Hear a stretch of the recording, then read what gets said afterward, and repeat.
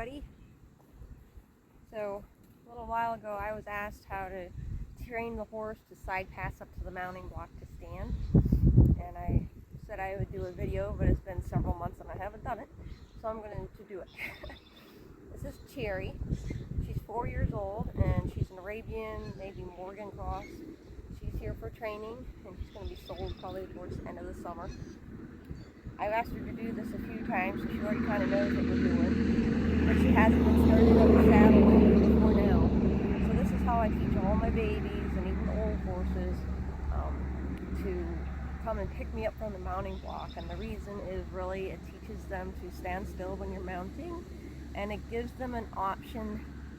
It gives them a way to say no. So if you bring them over to the mounting block and they start moving away, they're not really accepting the fact that you want to get on their back.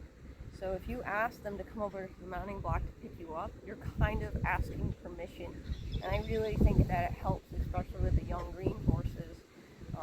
And it helps with the old pushy ones that don't want to stand still when you mount. So the way I like to start it out, and there's more than one way to skin a cat. Like, there are so many ways to teach this, but I've done it enough now that my favorite is what I'm about to show you. I've done it several different ways, but this is how I always end up going back to it. So we want to teach them to move away from pressure. And horses instinctively do that, but people have a habit of not releasing at the right time. They like to keep that pressure on and waiting for some big thing to happen. And really, we got to take the pressure off as soon as something little happens. And that's where people make lots of mistakes right there.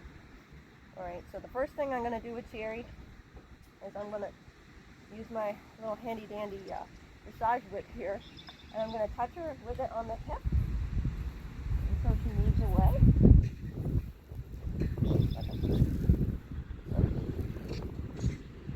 So she got a little confused. And the hip moves away, and I stop. And then we do the same thing on this side, hip away, and stop. Good. Hip away, and stop. Good. Okay. Hip away, and stop. Good girl. Good girl. Hip away, and stop. That time she was a little bit more prepared for what I was going to ask her, so she didn't move around too much, and she was just moved her hips, which was what I was really looking for. She was more comfortable with my question. So I'm going to ask her again. She's already done this a few times, like I said.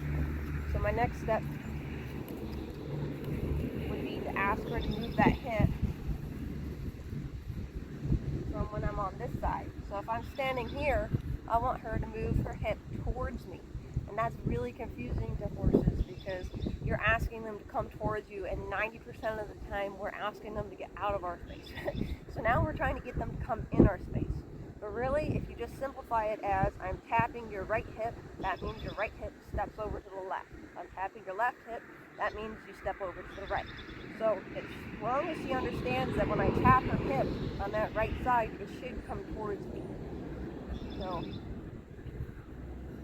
there we have just a little step. That's good. I'm going to ask again. Another step. Good. That time she let her shoulder come over too. More. Good girl. Good job. Alright.